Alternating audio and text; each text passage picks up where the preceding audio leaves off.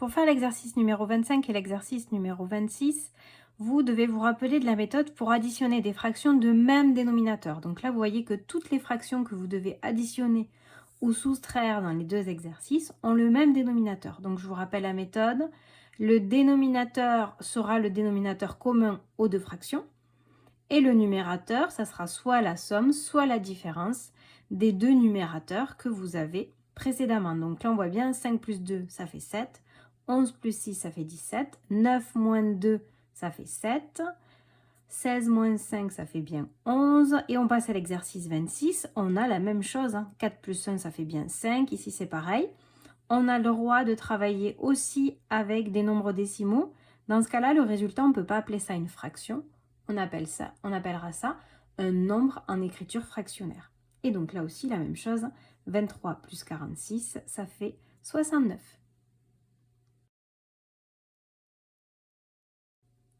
Dans l'exercice 27, on constate que toutes les fractions additionnées ou à soustraire ont le même dénominateur. Donc là, attention, on a le droit de travailler avec des dénominateurs décimaux. D'accord? Donc le raisonnement est le même.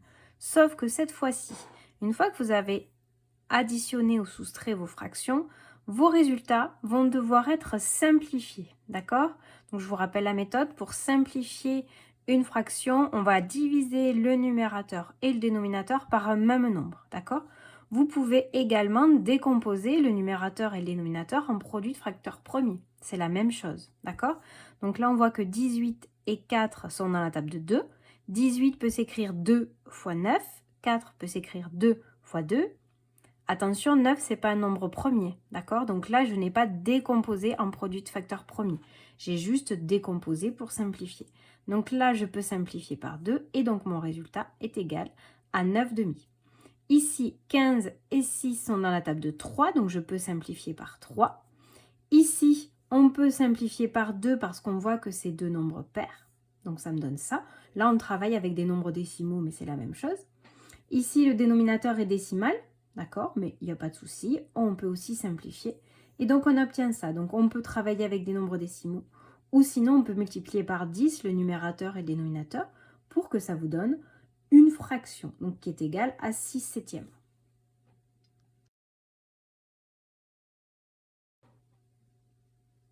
L'exercice 5. Petite nouveauté, je dois ajouter un nombre entier à une fraction. Donc, dans chaque cas, les 4 exemples, j'ai un nombre entier et une fraction. On ne sait pas faire, d'accord? Nous, on sait juste additionner deux fractions. Donc, qu'est-ce qu'il va falloir faire? Il va falloir transformer le nombre entier en fraction. Donc, première étape, je rajoute un petit sur 1. D'accord? Comme ça, je transforme le nombre entier en fraction. Et ensuite, la méthode est la même.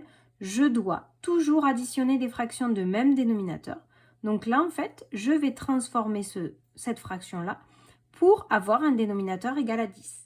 Donc, je multiplie le numérateur et le dénominateur par 10 pour transformer cette fraction en 20 dixièmes. Et donc là, je sais les additionner puisque ces deux fractions ont le même dénominateur.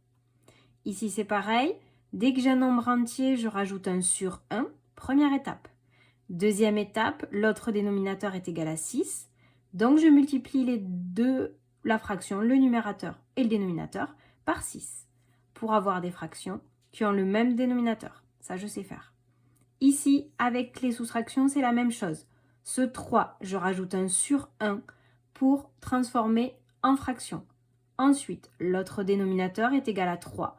Donc, je vais multiplier le numérateur et le dénominateur par 3. J'obtiens deux fractions qui ont le même dénominateur. Ben, ça, je sais faire. Dernier exemple. Le 7, je le transforme en fraction, donc je rajoute un sur 1. Ensuite, l'autre dénominateur est égal à 10, donc je vais multiplier le numérateur et le dénominateur par 10. J'obtiens cette fraction-là, je trouve le résultat et aussi je peux simplifier. Ce n'est pas obligatoire parce que vraiment on travaille avec des nombres décimaux. Donc, si vous avez oublié de simplifier, déjà si vous obtenez ce résultat-là, ça me va.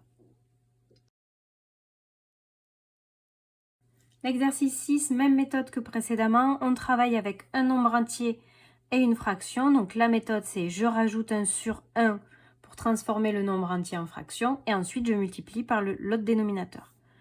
Ici, j'ai trouvé directement le résultat et toujours à la fin d'un calcul, vous vous demandez si le résultat peut être simplifié. En l'occurrence ici, pas du tout. Le 2, je marque un sur 1 pour me transformer en fraction. Je multiplie par 4 parce que l'autre dénominateur est égal à 4. J'obtiens 5K. Je ne peux plus simplifier la fraction. Je ne peux même pas la simplifier, donc j'ai terminé. Ici, je rajoute un sur 1 pour me transformer en fraction. Je multiplie par 6 parce que l'autre dénominateur est égal à 6. Le résultat est égal à 23 sixièmes. J'ai terminé. Ici, sur 1 pour me transformer en fraction, je multiplie par 10. J'obtiens 70 dixièmes. Ah mince, j'ai oublié de marquer la petite soustraction ici. Ensuite, j'obtiens 64,6 dixièmes. Je peux simplifier parce que c'est de nombres pairs. Je travaille toujours avec des nombres décimaux, mais je peux simplifier.